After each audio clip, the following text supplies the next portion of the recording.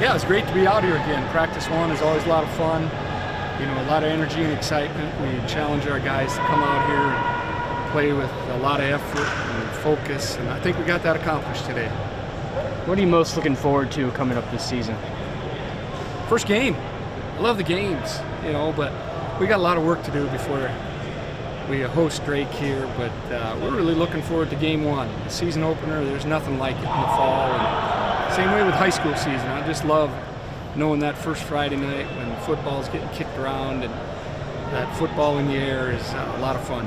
How do you feel the guys did out here today? I mean, I know you're still sort of working things out, getting the first day. I mean, what is your sort of feel of how the team looks so far? Yeah, I thought I saw a lot of desire to get better. And, you know, our vets were coaching the young guys, and the young guys put forth good effort. Obviously, we made some mistakes, and we got to correct those. But that's what we're challenging our team to do: make a mistake and take coaching, get back in there, and do better the next time you get an opportunity. So that's going to make us better, and we got to have that.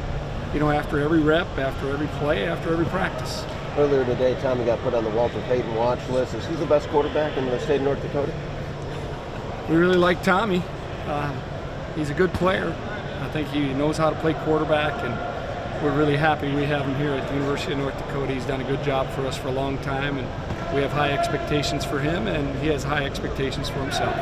He clearly has a lot of veteran experience now. What does that do for the team, knowing that the guy throwing the ball has so much experience in games? Yeah, I think our guys really trust him. I know our coaching staff puts a lot of faith in him and trusts him to make good decisions, trusts him to keep getting better each and every day. So I think the word is really trust, and we're gonna, you know, look to Tommy to lead us, and he does a great job of that.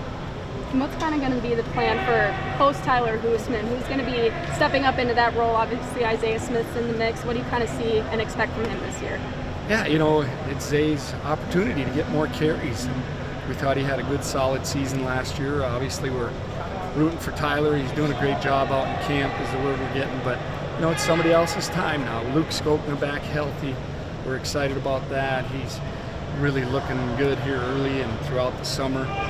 Gavin Zebarth has an opportunity now, so we're just looking forward to those guys stepping forward here, competing throughout fall camp. And we want them to really root for each other too, because we know it's got to be by committee. Even Tyler, that's what made him great. You know, he just came out here and did his job and coached the other guys.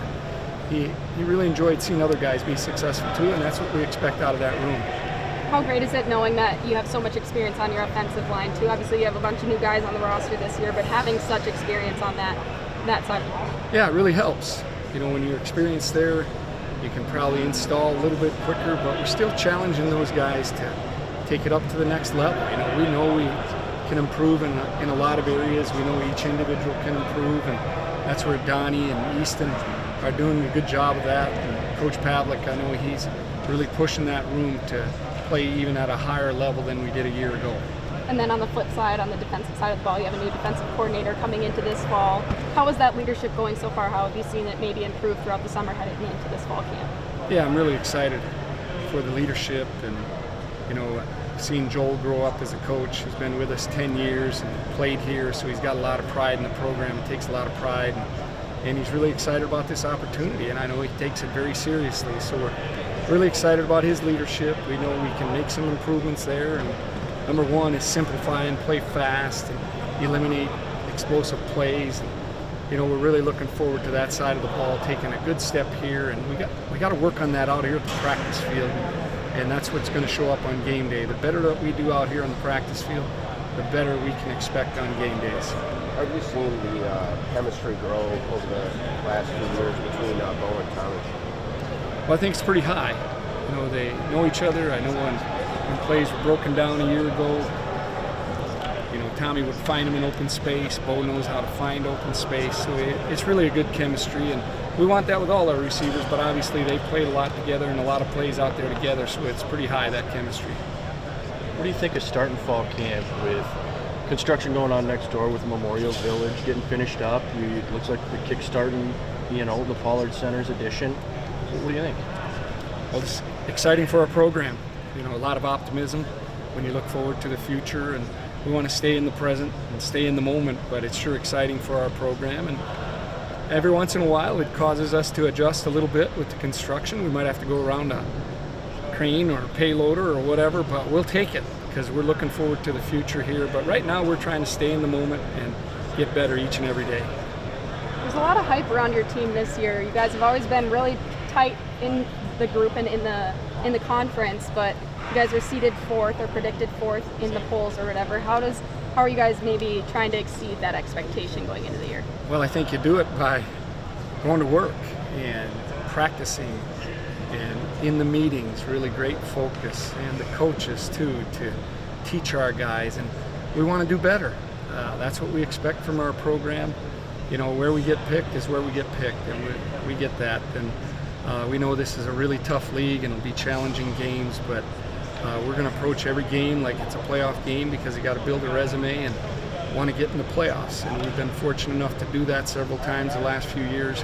But you know, it's a blank slate now. You got to start building that resume on September 2nd. And you said the conference has a lot of great competition. You guys were in a lot of close games last year, missing the mark, but just by a little bit. How are you using that to maybe fuel you into this season, or maybe just the expectation of what you guys have?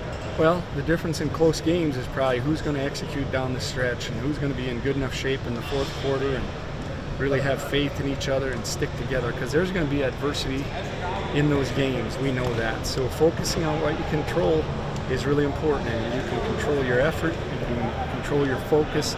The things outside your control, you know, somebody's going to make a great play against us. We know that because we got a lot of great players in this league and great teams.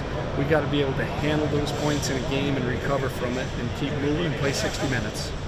About a month ago, they were talking about maybe potentially changing the seeding for the FCS playoffs, and obviously that didn't go through, but it's a potential for the years to come. What are your opinions on that and the potential of it coming next year? Well, I think our commissioners made it pretty clear. We would like to see more teams seeded, and it takes some of the bidding process maybe out of the selection and all that. So whatever the commissioner's for, I guess I'm for. I'm going to support her because we're part of the league, and we got to really be together on that proposition and support her.